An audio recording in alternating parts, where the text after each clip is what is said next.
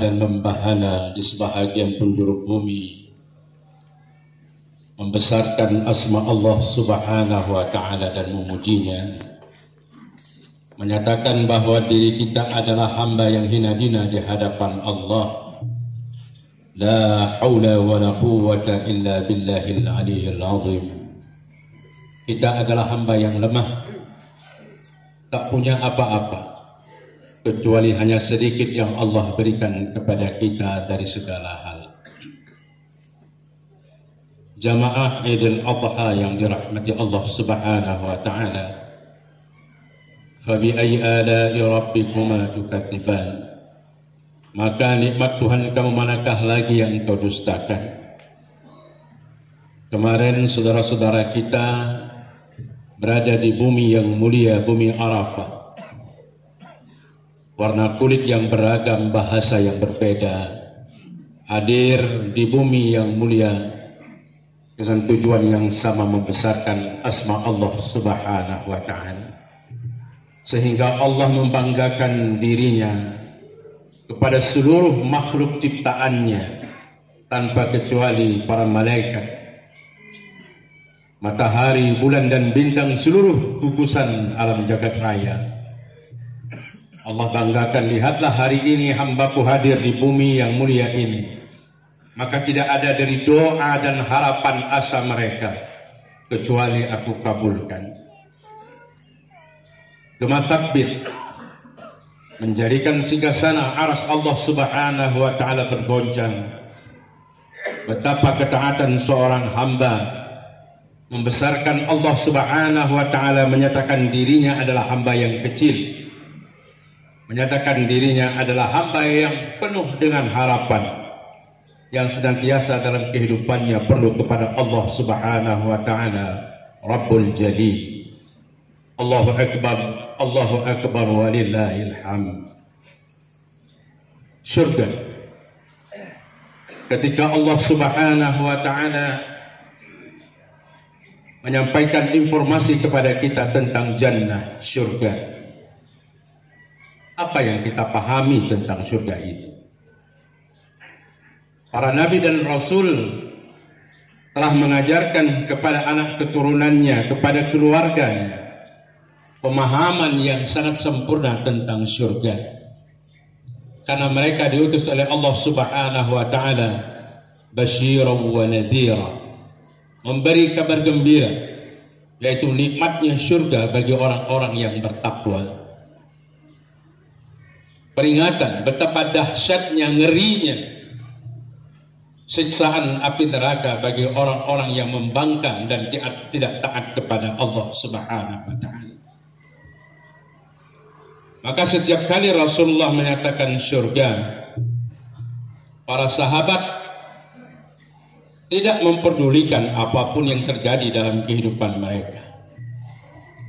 Kita lihat syahid dan syahidah pertama dalam Islam, Sumayyah dan Yasir. Keluarga ini berada dalam suatu kelompok Bani Makhzum. Di antara pembesarnya adalah Abu Jahal. Ketika mereka mengetahui Sumayyah dan Yasir bergabung dengan Rasulullah, meninggalkan agama nenek moyang penyembahan berhala, mereka sangat marah dan malu sekali, terutama Abu Jahal. Diaturlah skenario untuk menyiksa mereka, semoga mereka ini bisa kembali kepada agama nenek moyangnya. Namun keimanan yang ditanamkan di dalam jiwa mereka oleh Rasulullah, pemahaman tentang surga yang sangat luar biasa mereka paham. Yang keluar dari ucapan mulut mereka berdua adalah kalimat ahad, ahad, ahad. Dibawalah mereka ke padang pasir. Suasana suhu sangat luar biasa panasnya. Hari ini saudara kita yang berada di tanah Mekah, suhunya rata-rata 45 sampai 50 derajat Celcius. 2 minggu yang lalu kami masih berada di sana, sekitar 48 derajat Celcius. Panas luar biasa. Bisa kita bayangkan masa lalu, ketika Yasir dan Sumayyah dibaringkan di pasir yang sangat panas, disiram dengan pasir yang panas, ditindih dengan batu yang panas, dipaksakan untuk kembali kepada agama nenek moyang mereka. Mereka tidak bergidik sama sekali. Yang keluar dari ucapannya adalah ahad, ahad, dan ahad. Betapa berat yang mereka rasakan. Kemudian Rasul Shallallahu Alaihi Wasallam berada di tempat itu, tidak bisa berbuat apa-apa. Lantas Rasulullah berdoa kepada Allah Subhanahu Wa Taala dengan suara yang sedikit nyaring didengar oleh Sumayyah dan Yasir. Sabran ala Yasir, fa inna mau'idakumul jannah. Bersabarlah wahai keluarga Yasir, karena Allah telah menjanjikan bagi kalian surga. Mendengar doa Rasulullah ini, keduanya tersenyum, padahal mereka sedang merasakan siksaan. Tapi siksa yang begitu pedih mereka gubris, mereka biarkan begitu saja, bahkan tidak terasa. Karena janji Allah Subhanahu Wa Taala melalui Rasul yang mulia adalah surga. Yang surga dalam pemahaman mereka adalah kenikmatan yang luar biasa sekali. Subhanallah. Saat itu ketika Abu Jahal melihat mereka tersenyum dengan doa Rasulullah, mereka tambah marah. Secepat kilat Abu Jahal mengambil tombak dan melemparkan ke dada Sumayyah. Syahidlah beliau. Dilanjutkan oleh suaminya yang juga beliau syahid di tempat ini. Allahu Akbar, Allahu Akbar walillahil hamd. Kepada Abu Bakar, "Madza tarakta li ahlika ya Abu Bakar?" Apa yang kau tinggalkan untuk keluargamu wahai Abu Bakar?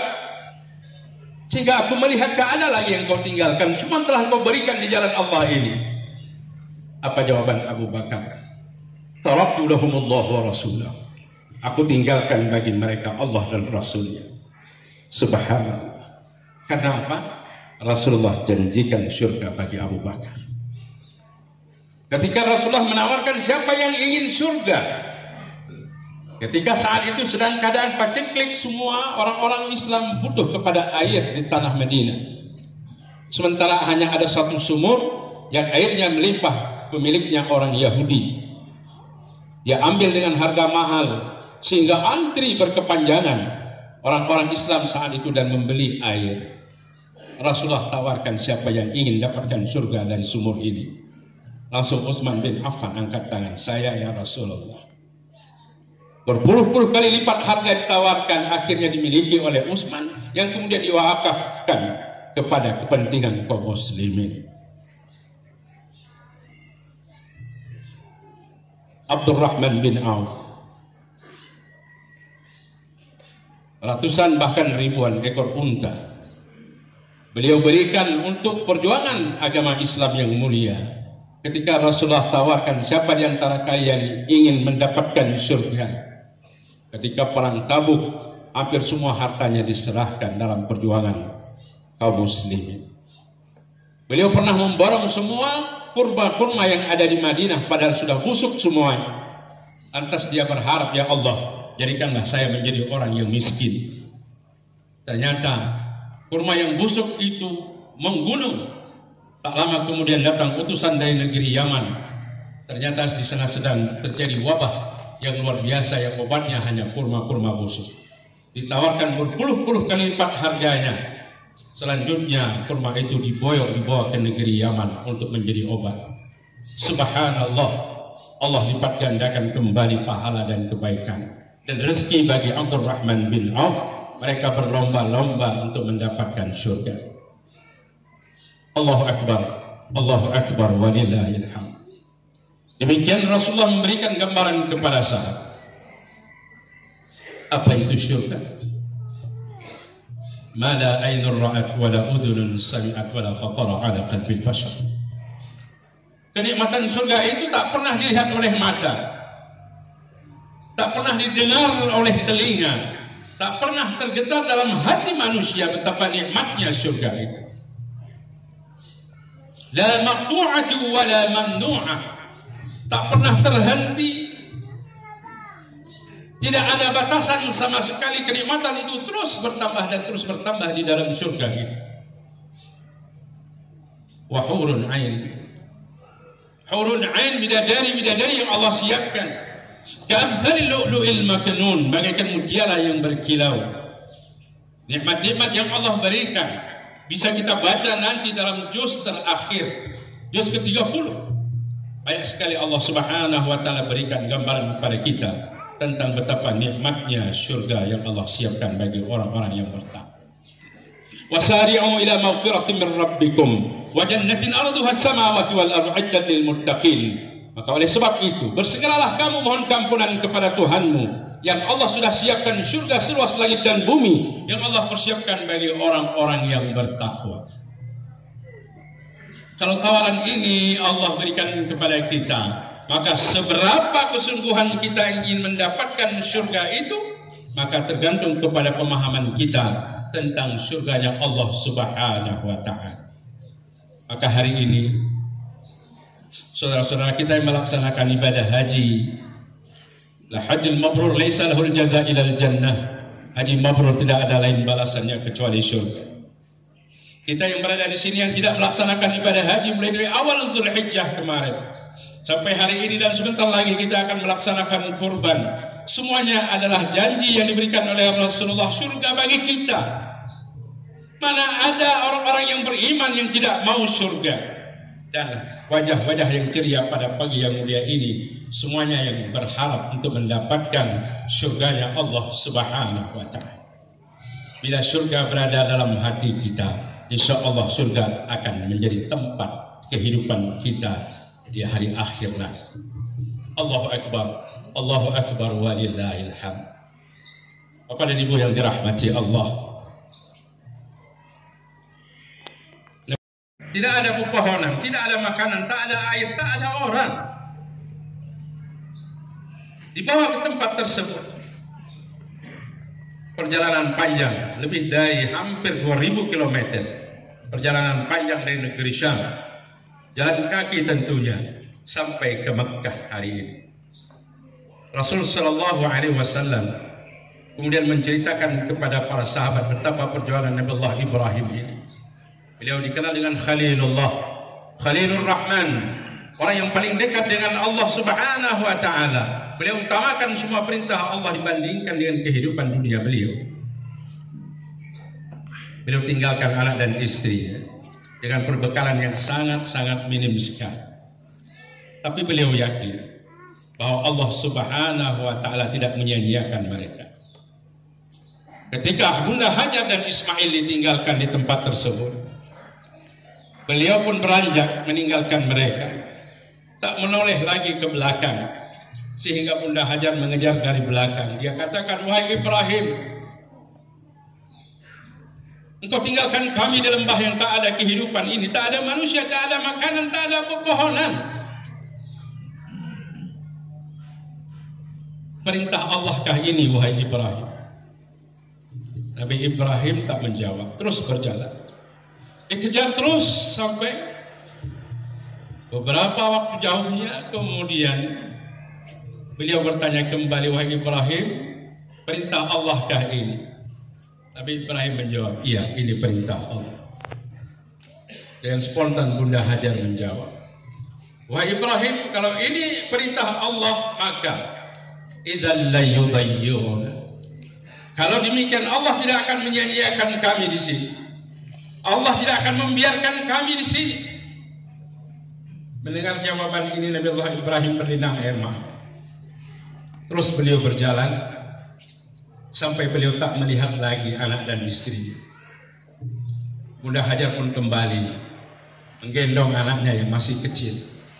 Nabi Ibrahim berdiri di satu bukit kecil, Bukit Saniyah namanya, daerah Misfalah hari ini. Lantas beliau mengadahkan tangan berdoa kepada Allah.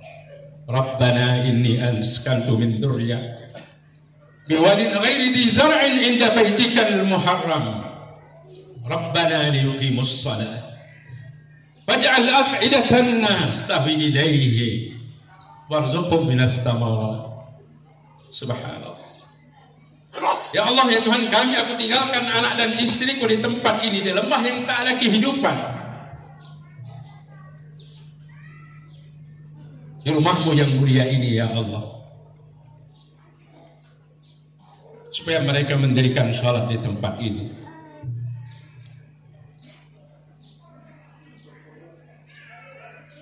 Jadikan hati manusia semuanya nanti rindu bagi mereka untuk hadir ke tempat ini. Subhanallah.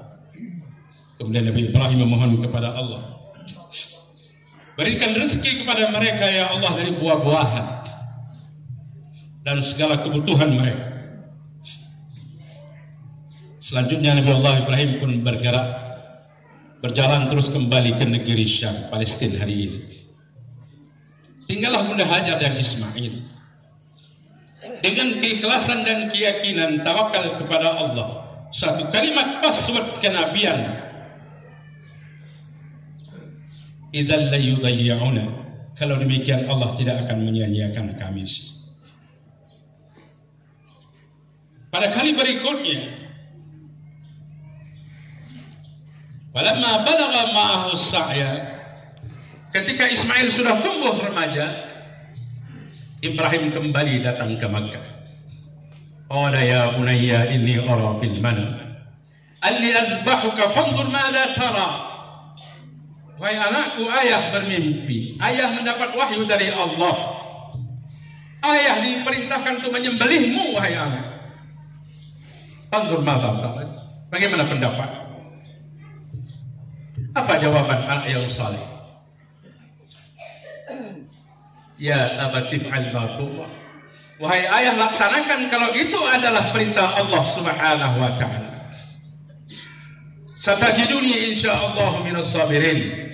Ayah akan temui saya menjadi orang yang bersabar. Berita ini kembali disampaikan kepada Bunda Hajar ketika proses penyembelihan ingin dilaksanakan. Disampaikanlah berita ini kepada Bunda Hajar. Bunda Hajar pun tanya kembali kepada Ibrahim, wahai Ibrahim, perintah Allahkah ini? Sehingga Ismail, anak satu-satunya yang kita cintai, yang kita dambakan berpuluh-puluh tahun, harus kita sembelih?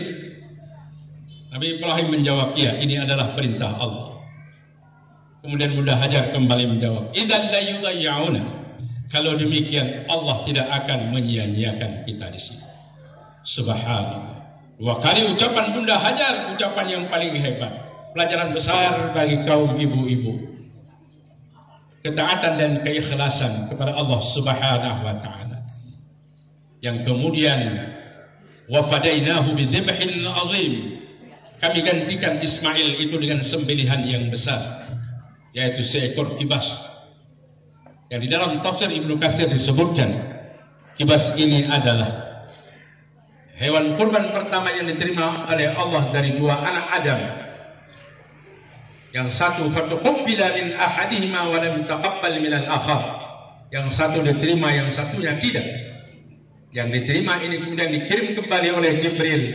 Wa fadainahu bi dzibhin azim. Kami gantikan Ismail ini dengan sembelihan yang besar. Subhanallah.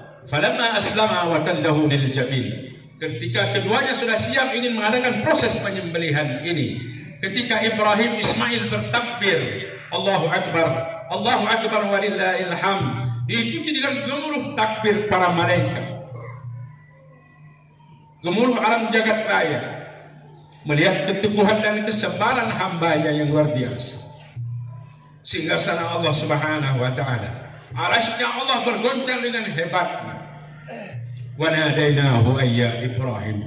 Terdengar suara dari langit. Allah memanggil Ibrahim. Wahai Ibrahim, qad saddaqta ru'ya, inna kadzalika najzil muhsinin. Sungguh engkau telah benarkan perintah kami ini, maka kami akan berikan balasan yang terbaik bagi orang-orang yang tunduk dan patuh kepada kami. Allahu Akbar. Allahu Akbar. Walillahil hamd.